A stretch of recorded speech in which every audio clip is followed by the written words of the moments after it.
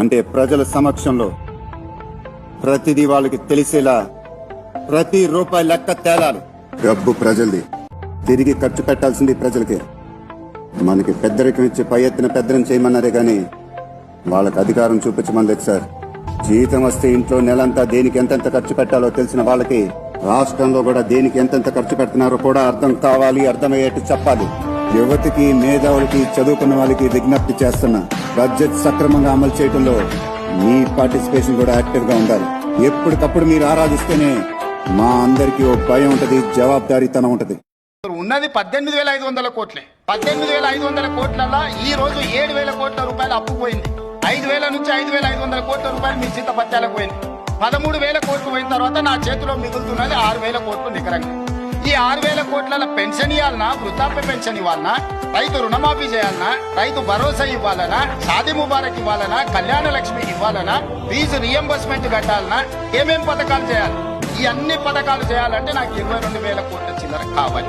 18,000 నుంచి 18,500 కోట్లలోనే ప్రతిరోజు కూర్చొని రూపాయి మీ జీత బద్దాలు నెల జీతం వస్తే ఇంటి ఖర్చు ఎంత, పాల ఖర్చు ఎంత, హాస్పిటల్ ఖర్చు ఎంత, పిల్లల ఫీజులు ఎంత, మీరెట్లా ప్రణాళికలు చేసుకుంటుండ్రో రాష్ట్ర ప్రభుత్వాన్ని నడుపుతున్న నేను కూడా అట్లనే ప్రణాళిక వేసుకొని రూపాయి ప్రభుత్వాన్ని బద్నాం చేయాలి.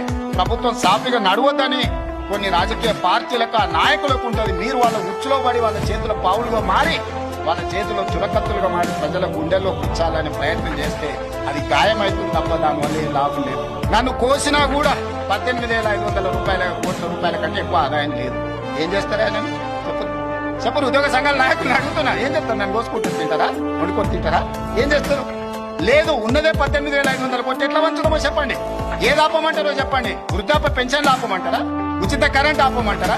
షాదీ ముబారక్ ఆపమంటారా? ఏ ఆపమంటారో చెప్పండి. ఏది ఆపుతారో ప్రజలకు చెప్పండి. అయ్యా మీది ఆపేసి మేము బోనసులు తీసుకుంటాం, మేము జీతాలు పెంచుకుంటాం, మేము అన్ని మేము దినాంగం మిగిలితేనే మీకు ఇస్తాం, రైతు ప్రజలకు చెప్తా అంటే చెప్పండి. బహిరంగ సభ ఏర్పాటు చేస్తాం, 10 లక్షల మందిని చేస్తాం. ఉద్యోగ సంఘాల నాయకులు మాట్లాడాలి, మేము ఇచ్చిన ముఖ్యమంత్రికి దీని ప్రకారం పరిపాలన జరుగుతుందని ఇదొక మార్గం. మేము మిమ్మల్ని తిట్టం ఉన్నది ప్రజలకు వివరిస్తాం. మిత్రులారా, ఉద్యోగ సంఘాల నాయకులనే విజ్ఞప్తి చేస్తున్నా. నాకేమున్నది? నేను ₹1 ఇంటికి తీసుకుపోను.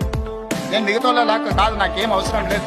నల్లమల అడవుల నుంచి ఒక చిన్న గ్రామం నుంచి రాష్ట్రానికి, తెలంగాణ రాష్ట్రానికి ముఖ్యమంత్రి అని ఇది ప్రజలు ఇచ్చిన గొప్ప గౌరవం. బతుకున్నంత కాలం ఈ గౌరవం నిలబెట్టడం కోసమే నేను పనిచేస్తాను. నాకు వేరే కోరికలు లేవు, వేరే ఆలోచన లేదు, వేరే ఆదాయం అక్కర్లేదు. ఉద్యోగ సంఘ నాయకులారా, రాష్ట్ర ప్రభుత్వం అనేది మన కుటుంబము.